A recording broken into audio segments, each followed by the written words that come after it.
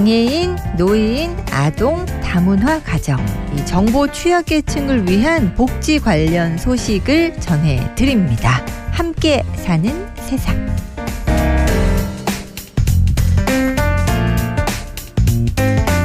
장애인 생활신문의 전유정 기자 전화로 연결돼 있습니다. 안녕하세요. 네, 안녕하세요. 네, 반갑습니다. 네, 오늘 처음 만나 뵙게 되네요. 네. 좋은 소식 많이 전해주세요. 네. 오늘 보니까 첫 번째 소식이 장애아 가족의 양육 지원 확대 소식이네요. 네, 그렇습니다. 우선 장애아 가족 양육 지원 사업에 대해서 소개해드리면요. 네. 만 18세 미만의 중증 장애 아동을 둔 가정에 돌보미를 파견하는 사업이고요. 네. 기준 중위소득 120% 이하 가정은 본인 부담금 없이 서비스를 이용할 수 있습니다. 정부가 이번에 더욱 촘촘한 지원을 위해서요, 규모를 확대한 건데요. 중증 장애 아동 1,000명을 추가로 지원해서요, 총 5천여 명에게 서비스를 제공할 예정이라고 합니다. 그렇습니다. 지금 보니까 또 지원 대상 중에서 좀 우선시 되는 지원 대상이 있네요. 네, 맞습니다. 6세 미만의 중증 장애 아동인데요. 그동안 만 6세에서 65세를 대상으로 제공되는 장애인 활동 지원 서비스도 이용할 수 없었던 만큼 우선 지원 대상이 됐습니다. 그리고 이번에 돌봄 지원 시간도 늘었는데요. 네. 월 평균 10시간씩 늘려서요, 연간 840시간으로 확대됩니다. 그렇군요. 6살 미만의 중증 장애 아동이 우선된다는 소식까지 전해드리면서 이제 신규로 이번 이용하실 분들, 희망자는 어떻게 신청을 하면 좋을까요? 본인이나 부모 등 대리인이 주민등록상 주소지 관할 면 동이나 시군구의 장애인 복지 담당 부서를 방문해서 신청하시면 되고요. 네. 기존의 서비스를 이용하던 가정은 별도의 신청 없이 올 12월까지 총 50시간을 이용할 수 있습니다. 그렇군요. 총 50시간을 또 추가로 이용할 수 있다는 소식까지. 사실 장애아를 둔 우리 부모님들 정말 숨 쉴 틈도 없다라는 말씀들 하시는 경우 많이 있었거든요. 이번에 네, 좀 맞습니다. 이렇게 지원되는 시간 통해서 조금 더 여유를 누리실 수 있었으면 좋겠습니다. 두 번째도 보니까 장애인 관련 소식이네요. 네, 경기도 화성에 있는 협성대학교가 국내 최초로 발달장애인을 대상으로 한 문화예술학과를 내년 1월에 개설한다고 합니다. 그러니까 발달장애인을 대상으로 한 학과가 생기는 거예요?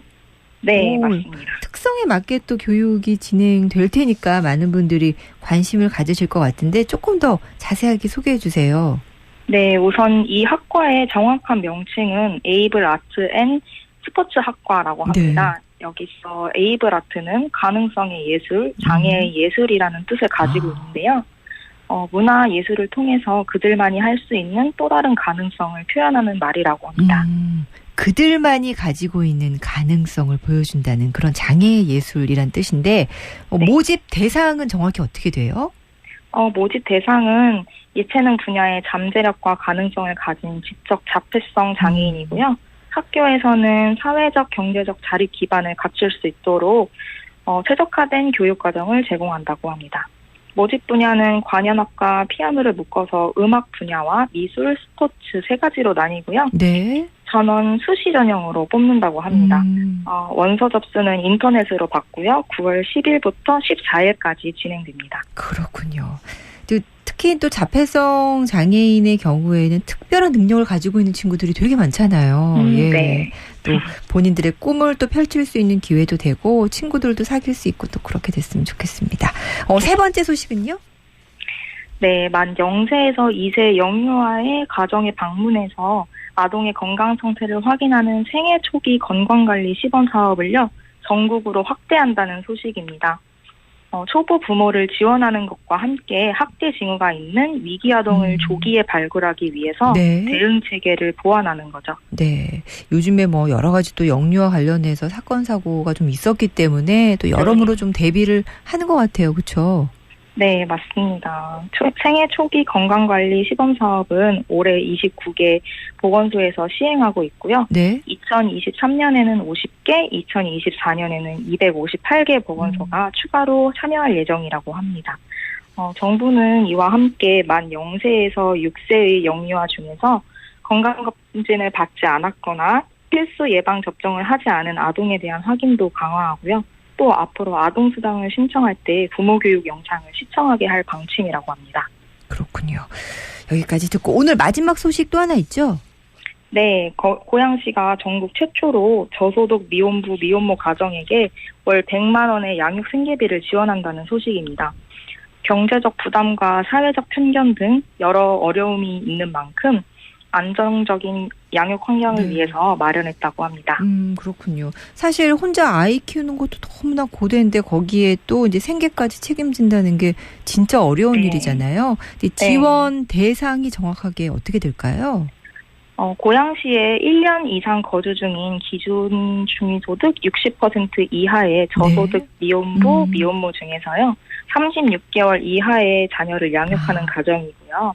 생계비는 자녀 나이 36개월까지 지원한다고 합니다. 그렇습니다. 언제까지 시행이 될까요? 오는 10월부터 시행이 되는데요. 네. 지원 대상 부모는 고양시 건강가정지원센터에서 진행되는 아동 양육 부모 교육을 반드시 이수해야 하고요. 통합 사례관리 서비스에도 동의해야 합니다. 이와 같은 이유는 통합 사례관리로 맞춤형 서비스를 제공해서요. 네. 경제적 자립의 발판을 마련할 수 있도록 돕는다고 합니다. 네.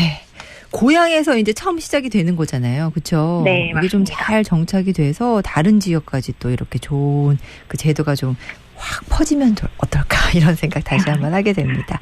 오늘 다양한 소식 전해주셔서 감사합니다. 네, 감사합니다. 네, 장애인 생활신문의 전유정 기자와 함께 이야기 나눴습니다.